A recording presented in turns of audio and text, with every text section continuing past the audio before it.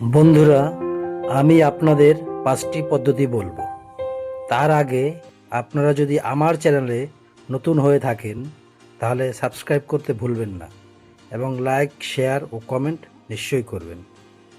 তাহলে বন্ধুরা, শুরু করা যাক। 1 নম্বর হলো গোল্ড। আপনি টাকা দিয়ে গোল্ড কিনে রাখবেন। 2 নম্বর হলো ল্যান্ড। আপনার যদি টাকা সেরকম থাকে তাহলে ল্যান্ড কিনে রাখবেন।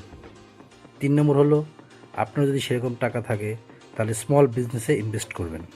4 নম্বর হলো মিউচুয়াল ফান্ডে আপনি ভালো পরিমাণ টাকা ইনভেস্ট করবেন। 5 নম্বর হলো অনলাইন বিজনেস। এই 5টি